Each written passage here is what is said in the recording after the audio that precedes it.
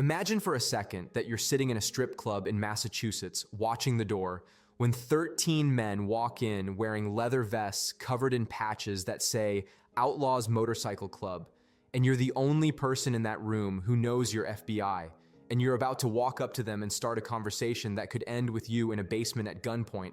And the thing is, this isn't a movie. This is Tuesday for an undercover agent, and by the end of this, you'll understand why the FBI's undercover program is designed to put people in situations where the only backup plan is don't get caught, because once you're in, you're alone, and the system works because of that isolation, not in spite of it. We've been told undercover work is about fake IDs and wiretaps and dramatic reveals, but the dark reality is that most undercover operations succeed because agents spend years becoming the criminal, living the life, earning trust one beer at a time. And this isn't just about catching bad guys. This is about a program that asks people to betray relationships they've built, to lie to people who trust them, to sit across from someone who calls them brother, and know that in 6 months they're going to put handcuffs on them. And if you think this doesn't affect you, every major organized crime takedown in America, every domestic terrorism bust, every cartel infiltration, every corruption case that makes headlines,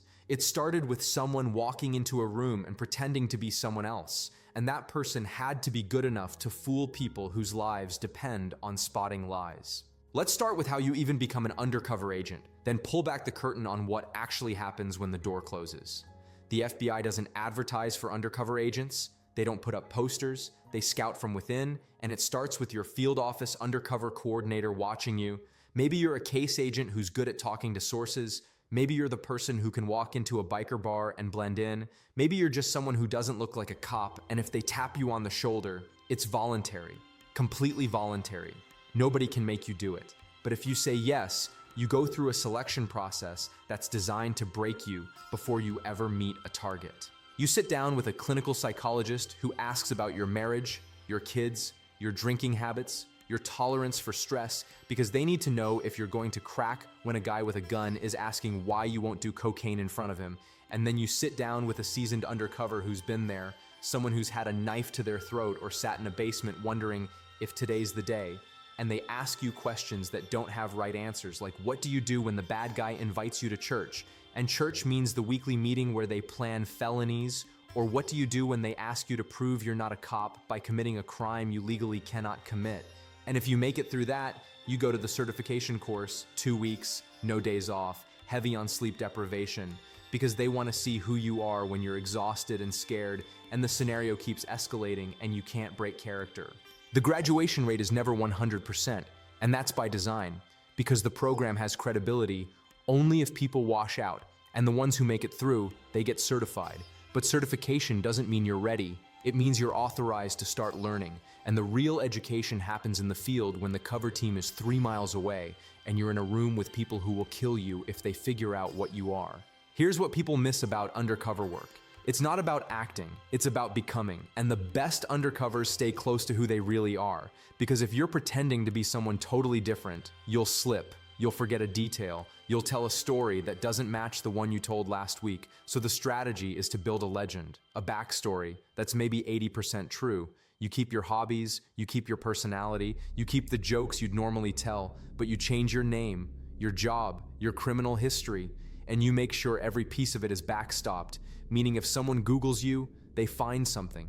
If someone asks where you worked, that place exists. If someone calls a phone number, someone answers, because criminals aren't stupid, they check. And if your story doesn't hold up to a basic search, you're done.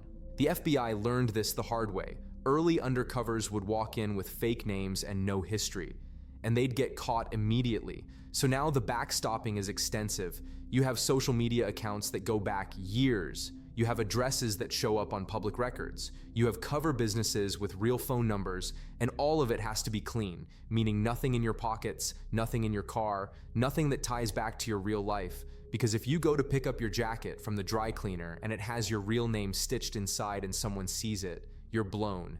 And blown doesn't just mean the case is over, it means you might not leave that room alive. Let's talk about how you actually make contact, because this is where most people think it's like a movie. You walk up, you say the right thing, instant trust. But the reality is, contact is slow and deliberate and often happens in places where criminals feel safe. And one of the most common environments is bars, strip clubs, biker rallies, places where people are drinking and talking and letting their guard down. And the trick is to not look like you're trying. You don't walk up and say, "Hey, I hear you're in the Outlaws." You sit at the bar, you drink, you listen to rock and roll, you stare at the same half-dressed women everyone else is staring at, and eventually someone talks to you. And when they do, you don't pitch anything. You just shoot the shit. You talk about motorcycles. You talk about where you've been. You talk about Texas or South Carolina or wherever they've been, and you don't bluff. Because if you say you've been to Waco and they've been to Waco and you don't know what you're talking about, they'll smell it immediately. The goal in the first meeting is not to join the gang, it's to not get kicked out. It's to be interesting enough that they remember you, but not so interesting that they think you're a cop. And if you do it right, they invite you back. Maybe to a regional meet, maybe to a party, maybe just to hang out again. And that's when the slow build starts. You show up, you're consistent, you're reliable, you're the guy who's always around but never pushing. And over weeks or months, you become part of the scenery, and that's when trust starts to form. Not because you've done anything dramatic, but because you've been there, and being there is 90% of the job. But here's the part that keeps law enforcement awake at night. The part where you have to prove you're not a cop, and criminals have tests. Some of them are subtle, like they'll mention a place you supposedly know and see if you flinch. Some of them are direct, like they'll ask you to commit a crime, and the FBI has rules. You cannot be involved in an act of violence unless it's self-defense. You cannot lead the criminal idea. You cannot do drugs. But what do you do when a guy puts a bag of cocaine in your face and says, "If you don't do this, you're a dead man," and you're leaning back on a couch with a red bonehound growling in your lap, showing teeth, and a double-barrel shotgun sitting next to him cocked and ready. And in that moment, you're not thinking about FBI policy. You're thinking, "I let my guard down. I missed the signs. Everyone else left, and I didn't notice. And now I'm here, and the only way out is to talk." So you say I don't do that anymore. I got out of the game. I had friends go down. The heat got too close. And you say it with conviction. You say it like it's true, because in that moment, it has to be true. And maybe he backs off. Maybe he says, "Fine, just taste it." And you fake the taste. You do a sleight of hand move. You survive, and you make a mental note to never let that happen again. But the reality is, it will happen again, because undercover work is a series of situations that deteriorate faster than you expect. And your ability to read the room and get out before it's too late is the only thing that keeps you alive. Now you might think, the cover team is right outside, ready to rush in, but that's not how it works. The cover team is often miles away. They're listening if you're wired, but if you're deep undercover, you're probably not wired in the beginning, because wires can be found. And if you're found with a wire, the conversation ends very differently. So a lot of undercovers go in clean. No gun, no wire, no backup, just them and their story. And the cover team's job is not to save you in the moment. Their job is to avenge your death if it comes to that, which is a dark way of saying, if you get in trouble, you handle it yourself, because by the time they breach the door, it's already over. The FBI trains undercovers to have signals, like take your hat off and tap your head, or say a specific word like bathroom. But here's the problem with signals. They're artificial, and when you're stressed, your subconscious takes over, and agents have been known to accidentally give the signal when they didn't mean to. Just talking to the bad guy, take the hat off, tap the head, put it back on, and now the cover team thinks something's wrong, and the whole operation almost blows up over nothing. So the best signals are simple, like yelling help multiple times, because if you're yelling help, something is actually wrong, and there's no confusion. Let's talk about what happens once you're in, once trust is established, because this is where the slow build turns into criminal activity. And the way it works is you start small. Maybe you're buying stolen vehicles. Maybe you're moving weed. Maybe you're just facilitating introductions and the criminals are testing you. They're seeing if you'll actually do it, if you'll show up, if you'll keep your mouth shut, and if you pass those tests, the jobs get bigger. And this is where the undercover becomes valuable. Because now you're not just a guy at the bar, you're a guy who can move product, who has connections, who can solve problems, and criminals love people who solve problems without asking questions. In the Outlaws case, it started with stolen motorcycles. The club would report their own bike stolen, collect the insurance, and then sell the bikes to the undercover at stolen prices. And he would say he's moving them to Mexico, which wasn't true. The FBI was seizing them, but the outlaws didn't know that. And over time, the trust grew, and the jobs escalated. Now it's carjacked vehicles. Now it's 40 kilos of cocaine. Now it's 1,000 pounds of weed, and the undercover is in the middle of it, protecting the load, getting paid by the crew, and the whole time he's gathering evidence, recording conversations, documenting who's involved, building a case that's airtight, because the goal isn't just to catch one guy. It's to dismantle the organization, to get everyone from the street level to the leadership. And that takes time, months, sometimes years. And the undercover has to live that life every single day, going to their meetings, hanging out at their parties, sitting in their clubhouses, becoming one of them. And this brings us to the most dangerous part, the part where the relationship becomes real. Because here's the thing about undercover work that nobody talks about. You're not just pretending to be friends with these people. You actually become friends with them. You laugh at their jokes, you meet their families, you hold their newborn daughter, you finish each other's sentences, and the bond is real, even though the foundation is a lie. And that's the psychological trap. Because at some point, you have to reconcile the fact that you're going to betray them. You're going to take everything they've trusted you with and use it to put them in prison. And some agents struggle with that. They start to feel guilty. They start to question whether the person they're targeting is really that bad. And that's when the FBI pulls them out. Because if you can't compartmentalize, if you can't separate the job from the emotion, you become a liability. The FBI has something called the Safeguard Unit, clinical psychologists who check in with undercovers, who ask how you're doing, how's your family, are you sleeping, are you drinking too much? Because the stress is cumulative, you're lying to criminals, you're lying to your family about where you are, you're living two lives, and over time that wears you down. And some agents crash, they stop taking care of themselves, they work weekends, they don't take days off, they drink 3 cups of coffee and take hydroxycut and antihistamines just to stay awake. And eventually the body shuts down.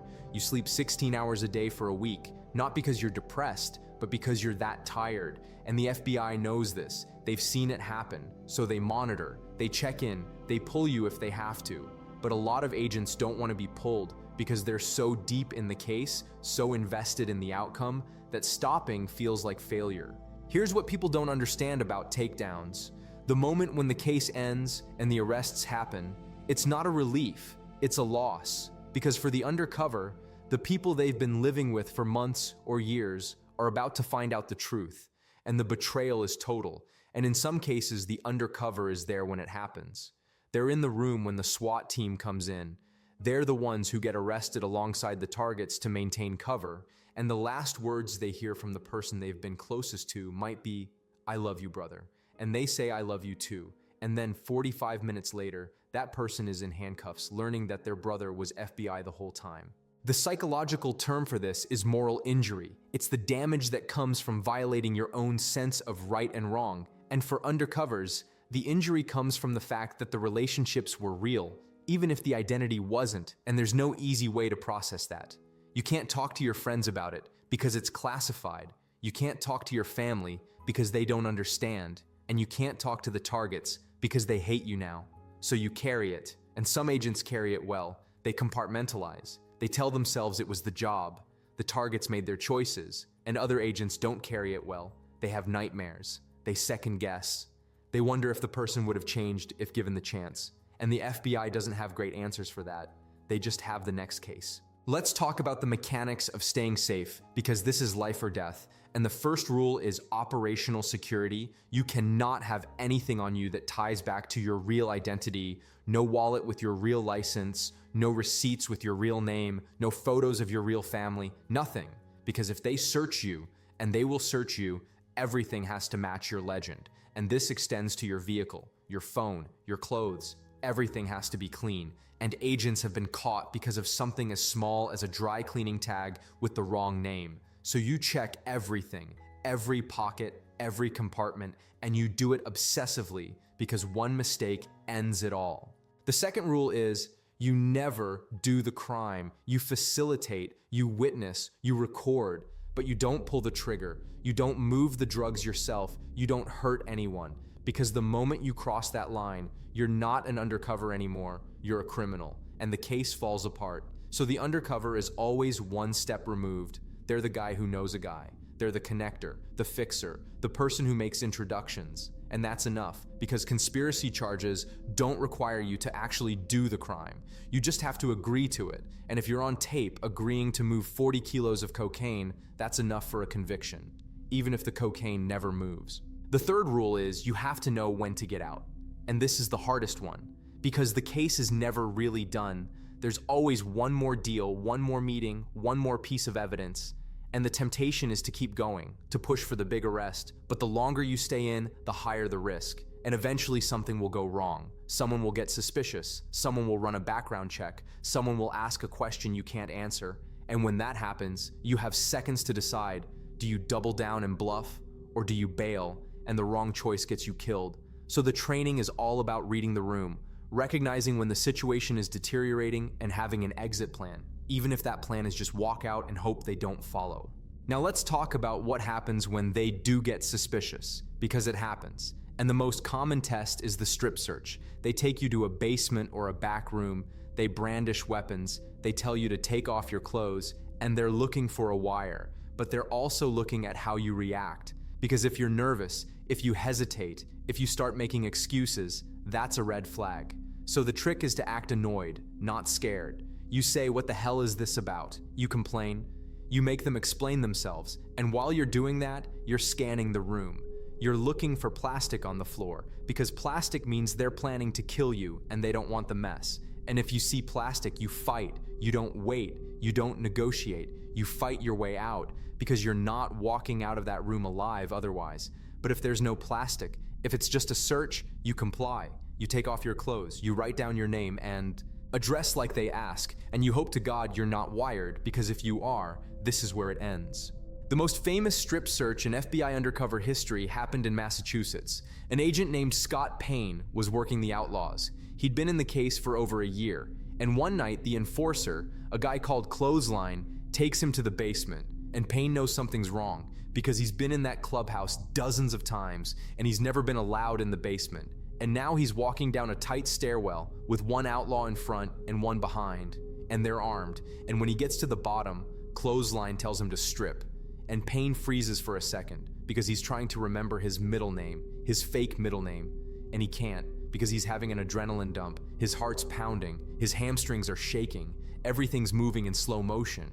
And he's going through a mental Rolodex trying to remember, is it Joseph? No, that's a different alias. And meanwhile, Clothesline is telling him to write down his full name, his address, his wife's name, his kids' names, and Payne's thinking, they're gonna Google me, they're gonna check, and if my backstop doesn't hold, I'm dead. And he finally remembers his middle name, he writes it down, he strips, and Clothesline starts going through his clothes. And here's the thing, there was something in those clothes, a wire or a tracker. The details are still classified, but Clothesline picks up the piece of clothing and starts kneading it, feeling every seam, and he looks right at it, right at the device, but he doesn't see it. And Payne passes, and they go back to business. And years later, Payne said if Clothesline had found it, he had two options. One was to buy time by making a joke. The other was to say, the gig is up, I'm FBI, I can walk out and see you in court, or we can do this the hard way.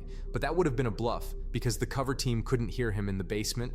The walls were cinder block, the door was fortified, and if it went bad, they wouldn't have gotten to him in time. So Payne would have had to fight 13 outlaws by himself. And the only reason it didn't come to that is because Clothesline missed it, and Payne walked out, and the case continued.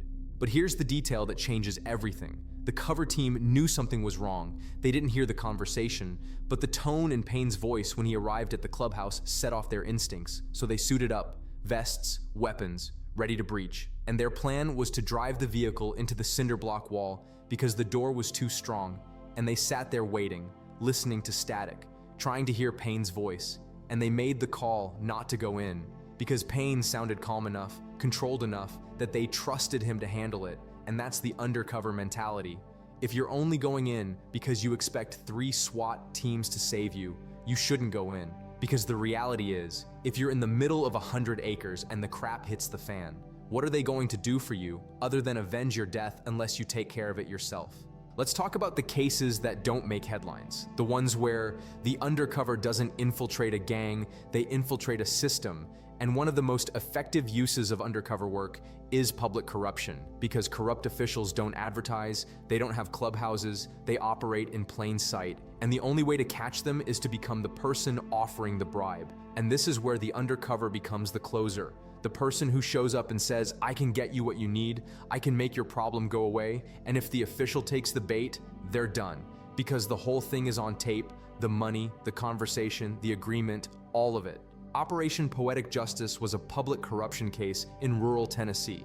The FBI had been getting reports for years that local law enforcement was dirty, cops buying stolen goods, cops protecting drug dealers, cops doing drugs themselves, but nobody could prove it. So they sent in an undercover, and his job was to sell stolen cigarettes because in rural Tennessee, people love their painkillers, but they hate paying for cigarettes. So he'd show up with cartons of reportedly stolen cigarettes, sell them for $20, and the buyers would trade him Oxy 80s, which were worth $1 per milligram, so 2 pills was $160 worth of drugs for a $20 carton, and the undercover kept records, recorded everything, and over time he started to identify which cops were buying, which cops were using, which cops were helping, and the case ended with 51 indictments, most of them local, most of them cops, and the undercover never testified because they all pled guilty.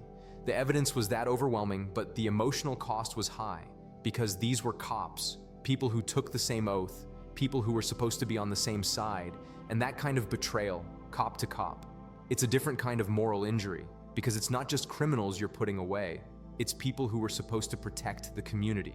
And this brings us to domestic terrorism, which is the most dangerous undercover work in the FBI because the targets are ideologically driven, they're willing to die for their cause, and they're paranoid. They expect infiltration, so they test constantly. And the consequences of being caught are not arrest, they're execution.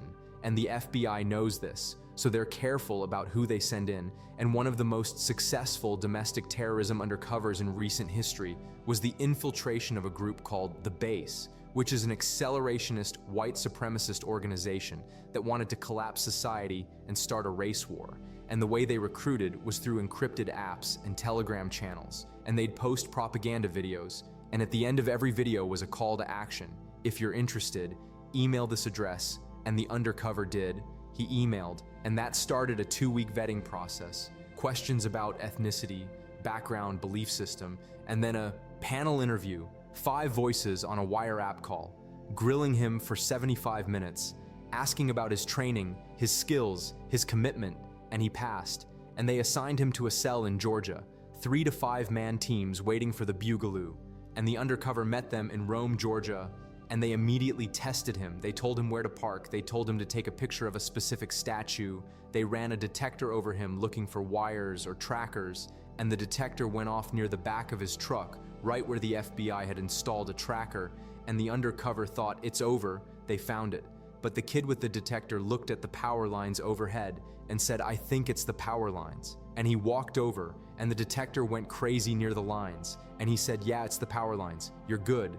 Follow us. And the undercover followed them to an abandoned concrete plant on 100 acres. And that's where the training started. Live fire, drills, magazine exchanges, speed and accuracy, tactical movement, and these weren't amateurs. They were good, disciplined, organized, and the undercover watched and realized if they really wanted to go bad, they'd get the drop on a lot of people because they were training for it, they were ready, and over the next few months, the undercover identified members, documented training sessions, and uncovered murder plots because the leader of the Georgia cell, a kid named Luke Lane, wanted to kill an Antifa couple, and he wanted to kill left-wing journalists, and he told the undercover, I want to do something in the spirit of Dylan Roof, but on a grander scale. And the undercover knew they had to take it down because this wasn't talk, this was planning, and the FBI coordinated with multiple field offices because the base had cells all over the country, California, New York, Maryland, Delaware, and they all had to move at the same time. So the takedown happened on a Friday, SWAT. Teams hit every location, and the undercover was with Luke Lane when it went down. He picked him up for lunch, pretended his truck had issues, pulled over, got out to check the engine, And that's when the SWAT team came over the hill in their Bearcat, and the undercover jumped in another vehicle and drove off, and Luke was arrested without incident, and by the end of the day, the group was dismantled, and the undercover watched it unfold in the group chat, members asking, "Where's Pale Horse? Has anyone seen him?" And then the leader figured it out. He said Pale Horse attended every training, that should have been a red flag, and the undercover was removed from the chat, and he screenshotted it and sent it to the case teams with the message, "And I'm out." And that was it. The case was over, and the members went to prison, and the undercover went back to his life. Except his life was different now, because he'd spent months with these people, training with them, eating with them, filming propaganda videos with them, and even though they were planning mass murder, even though they were dangerous, the relationships were real, and walking away from that, knowing what's going to happen to them, it leaves a mark. So let's recap what we've learned. Undercover work isn't about fake IDs and gadgets. It's about becoming someone else convincingly enough that people trust you with their freedom, their lives, their secrets. And it works because the FBI selects people who can compartmentalize, who can build relationships and then betray them without falling apart. And the training is designed to break you before you ever meet a target. Because if you're going to crack, they want it to happen in a controlled environment, not in a basement with a gun to your head. And the cases take months or years. And the undercover lives two lives the whole time, lying to criminals, lying to their family, managing stress that most people can't imagine. And when the case ends, when the arrests happen, there's no parade, no celebration, just the knowledge that you did the job, and the people you were closest to now know you were never who you said you were. And that's the cost, the psychological cost, the moral injury, the weight of knowing that the relationships were real even if the identity wasn't. And some agents carry it well. They move on to the next case, and some agents don't. They retire, they write books, they try to make sense of what they did and why it mattered. And the answer is always the same. It mattered because the cases matter, because organized crime doesn't stop itself, because domestic terrorists don't turn themselves in, because corrupt officials don't resign. Someone has to go in and gather the evidence, and that someone is the undercover. And they do it knowing that if it goes wrong, the cover team is miles away, and the only person who can save them is themselves. And that's the reality, that's the system. And it works not because it's safe, but because the people who do it are willing to accept the risk. And the next time you hear about a major FBI bust, a cartel takedown, a terrorism plot stopped, a corruption ring exposed, you'll know that somewhere in that story is an undercover agent who spent months or years living a lie, earning trust, gathering evidence, and then walking away from people who thought they were family. And that's how FBI undercover agents actually work. It's not the movies, it's not glamorous, it's just people in rooms making split-second decisions that determine whether they live or die, whether the case succeeds or fails, and the system depends on them being good enough, calm enough, and lucky enough to make it out alive. And most of them do, but not all of them. And the ones who do carry the weight of what they've done for the rest of their lives. And that's the price of infiltration. That's the cost of trust. And that's why the FBI's undercover program is one of the most effective and most dangerous tools in law enforcement. Because it works. And it works because the people who do it are willing to sacrifice parts of themselves to get the job done. And if this changed how you see undercover work, if you understand now that it's not about gadgets and disguises, but about human psychology and trust and betrayal, then you've learned what most people never will, which is that the most dangerous weapon in the FBI's arsenal isn't a gun or a wire. It's a person who can sit across from you, make you believe they're your friend, and then use everything you told them to put you in prison. And that's the game. And the best players are the ones you never suspect until it's too late.